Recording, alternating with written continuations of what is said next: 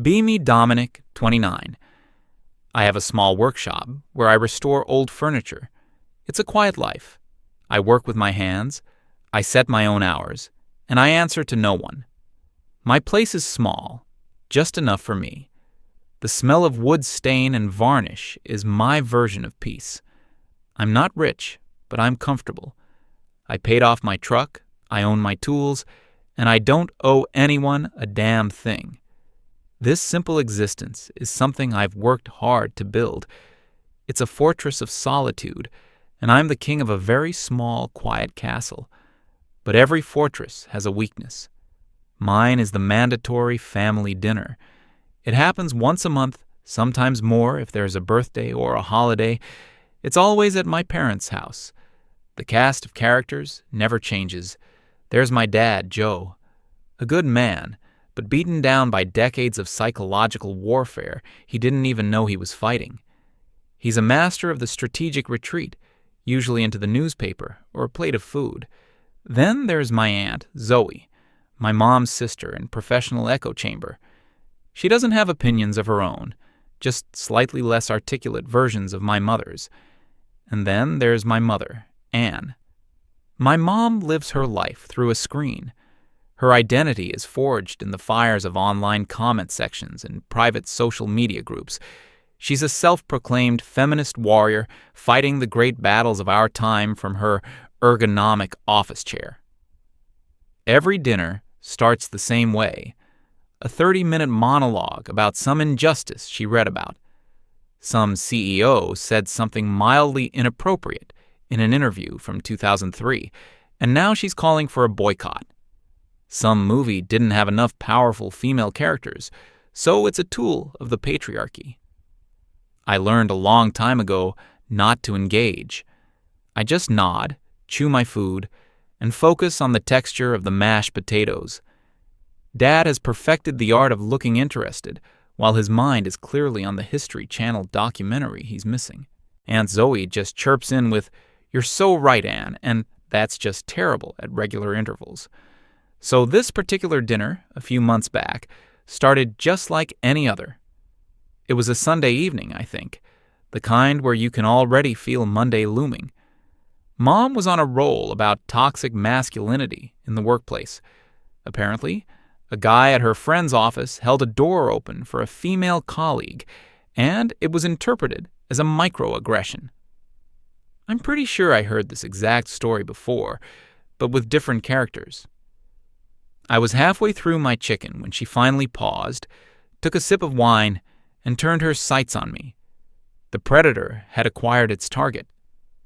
"Dominic, honey," she started, with a smile that never quite reached her eyes. I was talking to Carol from my book club the other day. I braced myself. Nothing good ever comes after that sentence. Her daughter, Melissa, is back in town. She's such a wonderful girl, very bright, very aware. She thinks men who show their emotions are incredibly brave. I just kept cutting my chicken. Slow, deliberate cuts. I was thinking you two would have so much to talk about. I could give you her number. I put down my fork and knife, wiped my mouth, and looked at her. "No thanks, Mom. I'm not interested." The smile flickered for a second. "Don't be silly.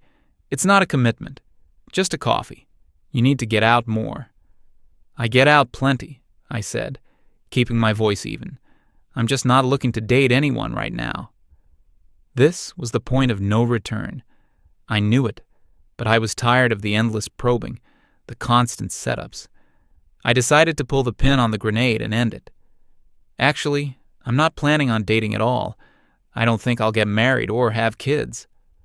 A silence fell over the table. It was so complete, you could hear the hum of the refrigerator. My dad froze with his fork halfway to his mouth, his eyes wide. Aunt Zoe looked back and forth between me and my mother, like she was watching a tennis match and didn't know who to root for. My mother's face went through a remarkable transformation. The fake, pleasant smile dissolved. Her lips thinned into a hard line. Her eyes, which had been lazily scanning me, were now laser-focused. The temperature in the room seemed to drop 10 degrees. What did you just say? Her voice was low, dangerously calm. I said I don't plan on getting married or having kids, I repeated, not backing down. It's not the life I want. For a solid 10 seconds, she just stared at me. I could see the gears turning in her head, processing this information, trying to fit it into her worldview and failing. Then the eruption. It wasn't loud shouting. Not at first. It was worse. It was a cold, venomous hiss. So that's it? You're just going to give up? It's not giving up, Mom. It's a choice. A choice? She laughed. But it was a sharp, ugly sound. It's fear is what it is. You're afraid of strong, independent women. You're afraid of a real partnership because it would challenge your fragile male ego. I just sat there, watching her. It was fascinating, in a horrifying way. All that time you spend alone in that dusty workshop, it's not healthy. You've been poisoned by that online nonsense. You're letting toxic masculinity dictate your life, making you think that being alone is some kind of virtue. And then came the pivot, the part that I knew was coming. In the very next breath, her progressive feminist argument twisted into the most ancient traditional demand a mother can make. And what about me? What about this family? Is it too much to ask for a grandchild? Do you have any idea how selfish you're being? I have a right to be a grandmother. It's a natural part of life. I almost laughed. The hypocrisy was so thick you could cut it with a knife. 1 minute, I'm a victim of toxic masculinity for wanting to be alone. The next, I'm a selfish monster for not performing my biological duty to provide her with a baby. My dad cleared his throat. Anne, maybe we should... You stay out of this, Joe, she snapped, not even looking at him. This is your fault, too. You never taught him how to be a real man. My dad recoiled as if he'd been slapped. He slowly put his fork down and retreated back into his silence. I felt a surge of anger on his behalf, but I kept my cool. Getting angry would just give her ammunition. This has nothing to do with Dad, I said. This is my decision. A decision you're going to regret, she said, her voice trembling with rage. You'll end up a lonely, bitter old man, and it will be your own damn fault. I stood up from the table. I'm sorry you feel that way. Thanks for dinner. I walked out of the dining room, grabbed my jacket from the hook, and headed for the door. I could hear her still talking as I left, her voice rising in pitch, a mix of fury and disbelief. The drive home was quiet. I didn't turn on the radio. I just listened to the sound of my truck's engine. I wasn't sad or even that angry. Mostly, I just felt a profound sense of weariness. The Great War, as I started calling it in my head, had begun. The next morning, my phone buzzed. It was a message from my mother. Not an apology, of course. It was a link to an article. The headline was something like, "The Unspoken Crisis: How Male Loneliness is a Public Health Emergency." I read the first paragraph. It was full of buzzwords about men being unable to form emotional connections due to societal pressure. I deleted the message. An hour later, another one. This time, an article titled, "Why Modern Women Don't Need a Man, but Men Desperately Need a Woman." I deleted that one, too. This went on for days. It became a sort of morning ritual. Wake up, make coffee, delete the psychological warfare my mother was sending me. There were articles about the benefits of marriage for men's mental health. There were blog posts about men who regretted not having children. There were think pieces about how choosing solitude was a symptom of unresolved childhood trauma. She was trying to build a narrative, a cage of intellectual-sounding arguments to trap me in. She wanted me to believe that my own choice wasn't mine at all, but a sickness that she, the enlightened one, could cure. After about a week of this, I just archived her chat. The messages still came, but at least I didn't have to see the notifications. When the digital carpet bombing failed, she moved on to phase 2. The ambush. It happened on a Saturday. I was in my workshop, carefully sanding down a 1920s oak dresser. My phone rang. It was her. I let it go to voicemail, but she immediately called back. I knew if I didn't answer, she might just show up at my door. I sighed and picked up. "Hello?" "Dominic, thank God you answered," she said, her voice dripping with fake urgency. "I need your help. My car won't start. The battery must be dead. Could you come give me a jump?" I knew it was a lie. Her car was barely 2 years old. "Can't you call AAK?" I asked. "You pay for the membership." "Oh, it'll take them forever. You're so much closer. Please, honey, I'm stranded." Stranded in her own garage. Right. But I knew arguing was pointless. It was easier to just go and get it over with. "Fine. I'll be there in 20 minutes. I packed up my tools, got in my truck, and drove over. When I pulled into their driveway, I saw her standing on the porch, waving, and she wasn't alone. Standing next to her was a woman who looked to be about my age. She had that specific look, the kind of person who lists their pronouns in their email signature. Short, asymmetrical haircut with a streak of purple, oversized glasses, and a t-shirt with some political slogan on it. "Dominic, you're a lifesaver," my mom chirped as I walked up. "Look who was just dropping by. This is Melissa. I think I told you about her." Melissa gave me a tight, analytical smile, the kind of smile a scientist gives a lab rat. "So, you're the famous furniture guy," she said. Her voice had a vocal fry that could strip paint. "Something like that," I replied, looking at my mom. "So, the car?" "Oh, right," Mom said, feigning surprise as if she'd completely forgotten.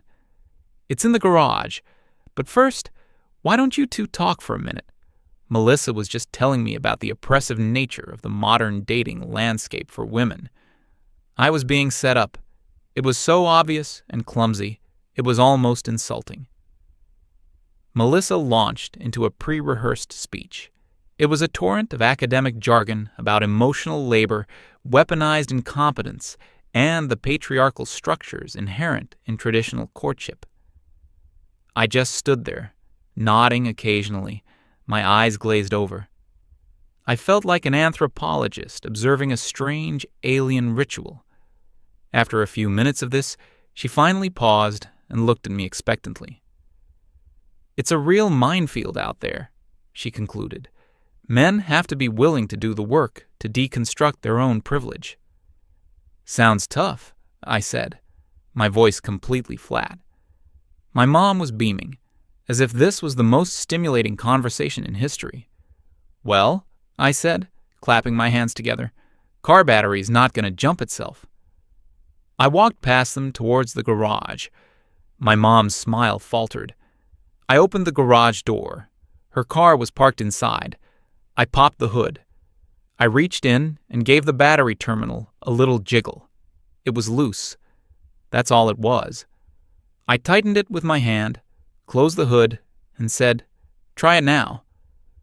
My mom got in, turned the key, and the engine purred to life instantly. She looked stunned. "Oh, well, I guess it just needed a man's touch." Melissa, who had followed us into the garage, visibly cringed at that phrase. I saw the ideological short circuit happening in her brain. It was hilarious. "It wasn't a man's touch," I said, wiping my hands on a rag. "It was just a loose connection. Anyone could have fixed it." I turned to leave. "Nice meeting you, Melissa." I didn't wait for a reply. I just got in my truck and drove away, leaving them standing there in the awkward silence of a failed mission. That night, the phone rang again. This time, it wasn't a setup. It was phase 3, emotional blackmail. I answered, and was immediately met with the sound of my mother crying. It wasn't loud, theatrical sobbing. It was the quiet, choked-up kind, engineered for maximum guilt. "I just don't understand what I did wrong," she whispered into the phone. I stayed silent. "I try so hard to give you everything. I just want you to be happy, and you throw it back in my face." "Mom, I am happy," I said, trying to keep my voice steady. No, you're not. Happy people don't hide from the world. They connect. They build families. All my friends, their kids are getting married, having babies. What do I get to talk about?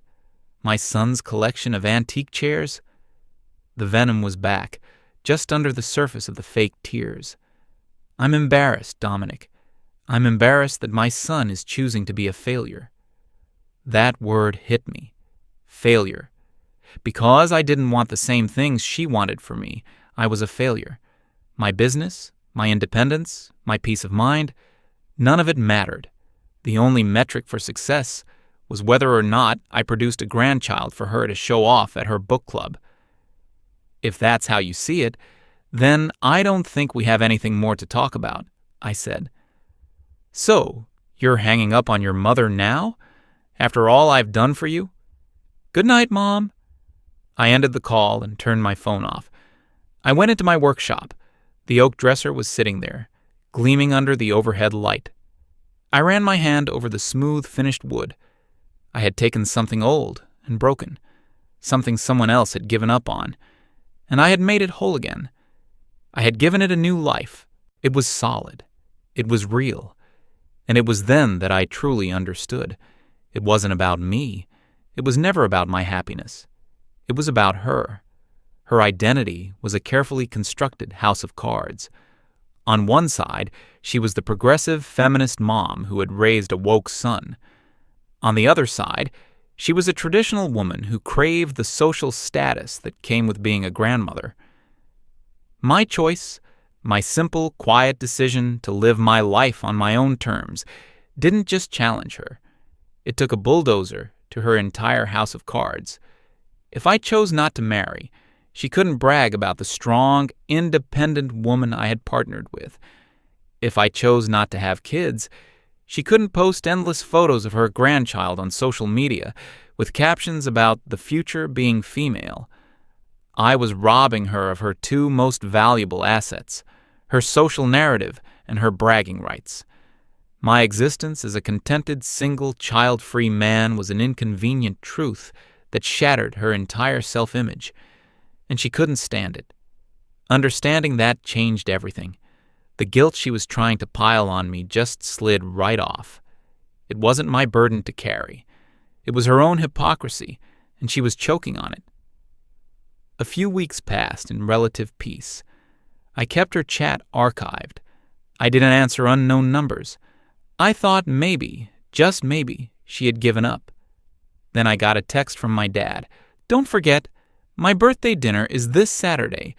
It would mean a lot to me if you came." I stared at the message for a long time.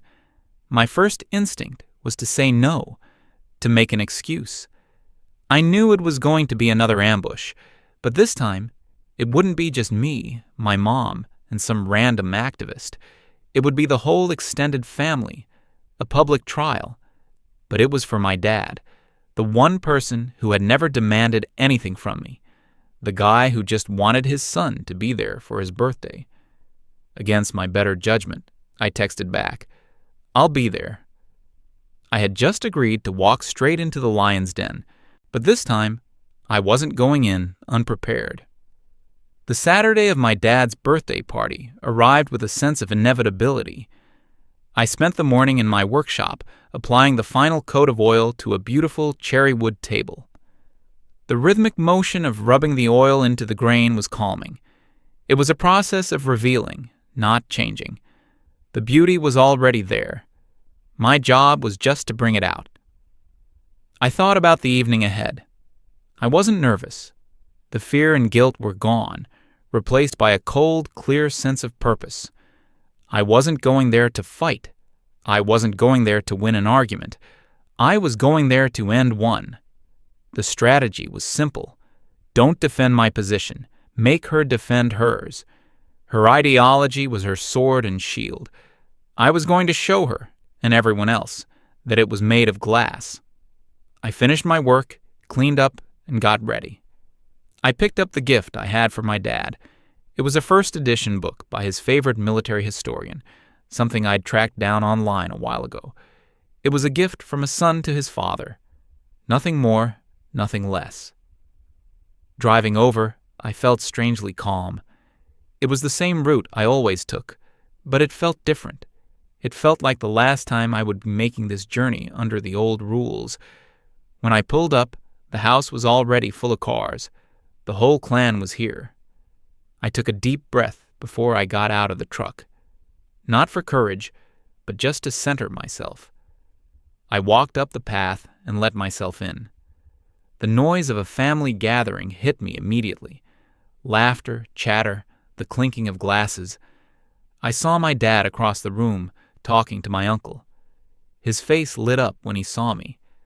I navigated through the clusters of relatives, offering polite nods and hellos. "Dominic, glad you could make it," my dad said, shaking my hand and pulling me into a brief, awkward hug. Men in my family aren't big on physical affection. "Happy birthday, Dad." I handed him the wrapped gift. He looked at it, surprised. "You shouldn't have." "Just open it later," I said. From across the room, I saw my mother watching me. She was holding court with my Aunt Zoe and a few female cousins. She gave me a bright, brittle smile and a little wave. It was a performance for the audience. "See? We're a happy, normal family. There is no conflict here." I just gave a small nod in return and turned my attention back to my dad. The atmosphere was thick with unspoken tension. Everyone there knew about the situation. I could feel the sideways glances. I could hear the whispers that stopped when I got too close. My cousins were polite but distant. My uncles clapped me on the shoulder but didn't engage in any real conversation. I was the variable, the problem child, the one who was rocking the boat. I found a corner, got myself a bottle of water, and just observed. My mother was playing the role of the perfect hostess. She floated from group to group, laughing, refilling drinks, making sure everyone was comfortable. But I could see the tightness around her eyes. I could see the way her gaze kept flicking back to me, checking my position, assessing my mood. She was a general surveying the battlefield before the main engagement. Dinner was called, and we all found our seats around the large, extended dining table. I was seated strategically between a great-aunt who was mostly deaf and a cousin's husband I barely knew. It was social Siberia. The meal began. The conversation was stilted, full of safe, boring topics. The weather, a recent sports game, someone's kitchen renovation. My mother, from her position at the head of the table opposite my father, tried to steer the conversation. "Did you hear about Sarah's youngest?" she announced to the table. "He and his wife are expecting their second, a little girl this time. They're just so thrilled." She looked down the table in my direction. I ignored it, focusing on my plate. A few minutes later, another attempt. "It's just wonderful to see the family growing. It's the most important thing in life, isn't it? Leaving a legacy." This time, a few people mumbled in agreement. The trap was being set, the ground being prepared. I continued to eat my food. I made small talk with the cousin's husband about his job and logistics. It was mind-numbingly dull, but it was safe. My refusal to engage was clearly infuriating her. Her cheerfulness was becoming more and more strained. Finally, the plates were cleared, and dessert was served. Coffee was poured. This was the moment, the main event. My mother stood up, tapping her wine glass with a fork. The room fell silent. "I'd like to propose a toast," she began, beaming at my father. "To my wonderful husband, Joe, 65 years old and still the most patient man I know." A few people chuckled. She talked about their life together, their early years, the challenges they faced. It was a good speech, polished and well-rehearsed. I knew the pivot was coming. "We've built a wonderful life, a wonderful family. Our greatest joy has been watching our son grow." She turned her head and looked directly at me. Every eye at the table followed her gaze. The spotlight was on. "Family is everything," she continued, her voice taking on a more serious, preachy tone. "It's about carrying on traditions, about supporting each other, about the legacy we build for the future. It's a duty we all have. And so, she said, raising her glass higher, my birthday wish for my husband is that our son, Dominic, will finally understand that he'll find it in his heart to grow up, to stop thinking only of himself, and to embrace the responsibilities of being a man and a member of this family. She finished, to family. A few people weakly echoed to family and took a sip of their wine, but most just sat there in a state of profound awkwardness. The silence was deafening. She had just publicly called me an immature, selfish child in front of 24 relatives. She remained standing, looking at me, a triumphant, challenging glint in her eye. She expected me to crumble, to get angry, to yell, to make a scene and prove her right. I did none of those things. I calmly placed my fork on my dessert plate. I took a slow, deliberate sip of my water. I looked at my dad, who was staring at his plate, his face a mask of misery. Then I looked back at my mother, and I slowly, calmly stood up. I didn't pick up a glass. I just rested my hands on the table in front of me. "Thank you, Mom," I said, my voice even and clear, carrying across the silent room. That was quite a speech. I let that hang in the air for a second. Since we're speaking of wishes and family values, I think it's a good time to clear something up. I looked around the table, making eye contact with a few of my aunts and uncles. My mother has spent my entire life teaching me a certain set of values. I was raised to believe in them, and I do. I turned my full attention back to her. You taught me that a woman's body is her own, that she, and she alone, has the right to choose what she does with it, that no one, not society, not the government, not her family, has the right to tell her if or when she should have a child. Do you still believe that? She was thrown off balance. This wasn't the script she had prepared for. Well, yes, of course, she stammered. But what does that have to do with— I'm not finished, I said, my voice still calm, but with an edge of steel that cut her off. You taught me that traditional gender roles are a cage, that it's wrong to tell a woman her only value is as a wife and mother. You taught me that the patriarchy forces people into boxes they don't belong in, and that true freedom is the right to define your own life and your own happiness. Do you still believe that? Her face was starting to pale. She saw where this was going. She had walked straight into it. Yes, she said, her voice barely a whisper. Good, I said. I'm glad we're on the same page, because I believe in those things too. I believe every person has the right to choose their own path. So, please, explain it to me. Explain to me and to everyone here why my body is not my own. Explain why I don't have the right to choose what I do with my life. Explain why you feel you have the right to demand a grandchild from me, as if my only purpose, my only value as a man, is to be a stud horse to carry on the family name. The room was so quiet, I could hear the clock ticking on the mantelpiece. You stand there and you talk about duty and responsibility, the exact same words you've condemned when they are used to pressure women. You attack the idea of traditional roles, yet you are demanding that I fulfill the most traditional male role of all. I leaned forward slightly. Your feminism, it seems, is a one-way street. It's freedom for you, but a cage for me. It's a weapon you use to get what you want. You don't want a partner for me. You don't care about my happiness. You want a baby. You want a status symbol. And you are willing to publicly humiliate your own son to try and get it. I paused, letting the weight of my words settle. I am not a failure. I am not selfish. I am simply living by the very values you claim to hold so dear. The only hypocrisy at this table is yours. I straightened up.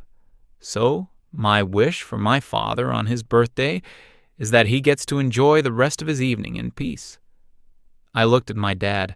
For the first time in years, I saw a flicker of something other than resignation in his eyes. It was pride. He gave me a tiny, almost imperceptible nod. I pushed my chair in.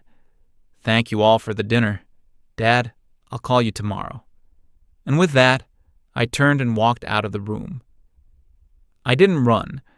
I walked at a normal pace through the living room, grabbed my jacket, and let myself out the front door. No one said a word. No one tried to stop me. The cool night air felt amazing on my face. I got in my truck and sat there for a minute in the darkness. My heart was pounding, but not from fear. It was the adrenaline of a battle finally fought and won. I started the engine and pulled away from the curb.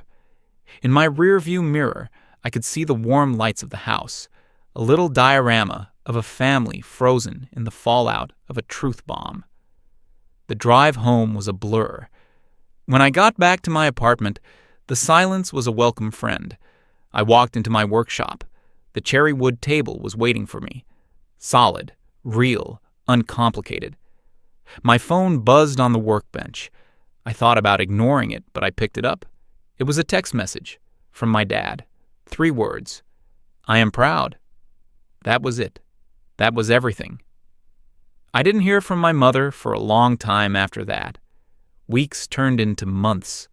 My Aunt Zoe tried calling once or twice, but the conversations were short and awkward. She didn't know what to say without her sister's script. I heard through the grapevine that my mother told everyone I was going through a difficult phase, that I had issues I needed to work through. She had to create a new narrative to save face. It was the only way she knew how to operate. It didn't bother me. Her words had no more power. My relationship with my dad changed. It wasn't a big, dramatic shift. It was small things. He started calling me once a week just to chat. He came by the workshop one afternoon to see what I was working on. We didn't talk about that night. We didn't have to. An understanding had been reached. A quiet alliance had been formed. It's been about a year now. Life is quiet. I go to work. I build things. I read. I see my dad for lunch every couple of weeks. A few nights ago, I was sitting in my living room. I was in a chair I had restored myself, a big, comfortable leather armchair from the 1940s. I was drinking a glass of whiskey and listening to the rain fall outside. And it struck me. I wasn't lonely. I was peaceful. I hadn't chosen a life of solitude because I was afraid of women, or angry, or broken. I had chosen it because it was my own. I had built a life, just like I build furniture, based on solid principles, honesty, integrity, and peace. My mother wanted me to build a family to complete her picture, but I realized I had already built my own legacy. It was in the grain of the wood under my hand. It was in the quiet satisfaction of a job well done. It was in the simple, unshakable truth of a life lived on my own terms, and that was more than enough.